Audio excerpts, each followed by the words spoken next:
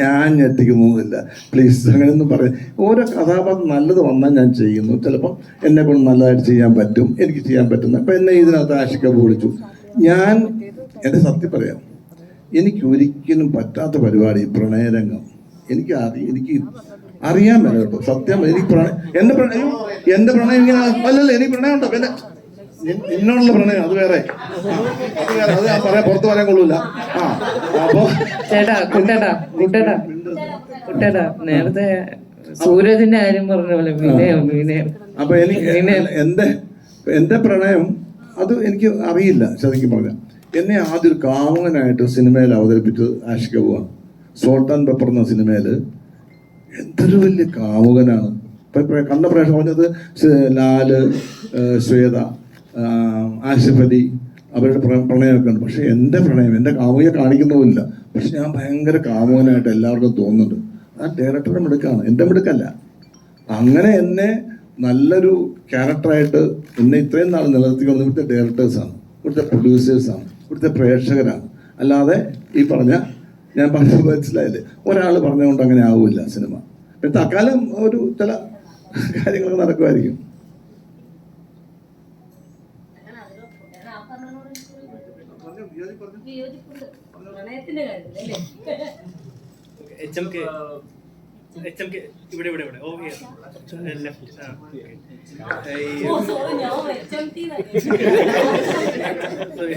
ഒന്ന് കൈ പോക്കുവോ?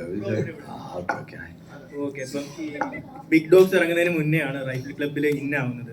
So acting ചെയ്യുമ്പോൾ ഇത് കണ്ടിന്യൂ ചെയ്യണമെന്ന് തോന്നിയിരുന്നു, അല്ലെങ്കിൽ അതേപോലെ ബിഗ് ഡോഗ്സിന് ശേഷം ഇപ്പൊ ഈ പറയുന്ന പോലെ ഒരു ഗ്ലോബൽ റെക്കഗ്നീഷൻ കിട്ടി. സോ അതിനുശേഷം ഈ പറയുന്ന പോലെ ആക്ടിങ്ങിൽ എത്രത്തോളം ഇമ്പോർട്ടൻസ് ആണ് ഇനി കൊടുക്കാൻ പ്ലാൻ ചെയ്യുന്നത്? Good question. നമ്മുടെ ഫസ്റ്റ് ലവ് മ്യൂസിക് ആണ്. That's most important for me, right? അതും ഞാൻ ഈ പ്രോജക്റ്റ് ചെയ്യണ മുന്നേ തന്നെ അത് ആശിക്കാരനോട് പറഞ്ഞതായിരുന്നു. This is something that is important to me. പക്ഷേ ഈ ഒരു എക്സ്പീരിയൻസ് ഉണ്ടായതുകൊണ്ട് I was able to see എങ്ങനെയുണ്ട് and how much I actually enjoyed it, right? It could be because of the cast, it could be because of the director and everything, but also personally എനിക്ക് experience എനിക്ക് കിട്ടിയതുകൊണ്ടാണ് എനിക്ക് ശരിക്കും ഒന്ന് കാണാൻ പറ്റിയത് എങ്ങനെയാണ്. ഇപ്പം നമ്മൾ ഇതുവരെ ഒരു മ്യൂസിക് വീഡിയോ ഒക്കെ ഷൂട്ട് ചെയ്യുമ്പോൾ it's very different experience, right? This is entirely different experience also, but അതിൻ്റെ സിമിലാരിറ്റീസ് ഉണ്ട് ബിക്കോസ് രണ്ടും ആർട്ടാണല്ലോ. Both are, it's an experience personally and for the visual the audience. അപ്പോൾ അതുകൊണ്ട് ഓൾവേസ് മ്യൂസിക്കിൻ്റെ ഫസ്റ്റ് ലവ് ആവും. പക്ഷെ അത് let's see whatever happens, right? എനിക്ക് അങ്ങനെ ഒരു പ്ലാൻ വെച്ചിട്ടല്ല ഞാൻ ഇതിലേക്ക് വന്നത്, പാട്ടാണെങ്കിലും എന്താണെങ്കിലും. Because it's just I do what I can get to do and I enjoy doing it and I'm going to try my best.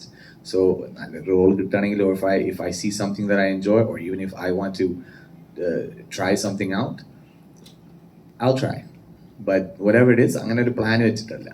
Let's see. Thank you, brother. ഈ ആദ്യമായിട്ട് ഈ സിനിമ ചെയ്യുന്ന സമയത്ത് ഭയങ്കര പേടി ഉണ്ടായിരുന്നു. ഈ സുരഭി ചേച്ചിയൊക്കെയാണോ ഈ ധൈര്യം തന്നോണ്ടിരുന്നത്? ആക്ച്വലി പേടി കൊണ്ടുവന്നത് ഈ സൈഡിൽ നിന്നാണ്. No, jokes aside, actually ധൈര്യം തന്നത് എല്ലാവരും, സുരഭി ചേച്ചി നന്നായിട്ട് എല്ലാവരും തന്നു. ബിക്കോസ് അങ്ങനത്തെ ഒരു എൻവയറമെന്റ് ഉണ്ട്. ഇറ്റ്സ് ലൈക്ക്, ബിക്കോസ് ഇപ്പൊ എല്ലാവരും ഇവിടെ കാണുന്നുണ്ടല്ലോ, എല്ലാവരും like എവ്രിവൺസ് like family, എവ്രിവൺസ് joking and having A good time. And നമ്മൾ ഇത്രയും എക്സ്പീരിയൻസ്ഡ് ആയ ആക്ടേഴ്സിൻ്റെ അടുത്ത് വരുമ്പോൾ നമുക്കും ഒരു ഡൗട്ട് ഉണ്ടാവുമല്ലോ, how would it go, how would they be. But instantly അവരോട് സംസാരിക്കാൻ തുടങ്ങിയാൽ എല്ലാവരും, everyone is so nice and so warm and it was really good. Yeah. So നമുക്ക് വൈൻഡ് അപ്പ് ചെയ്താലോ അല്ലേ? Okay, thank you so much. കാണാത്തൊരു സിനിമ കാണുക, അഭിപ്രായങ്ങൾ അറിയിക്കുക. Thank U.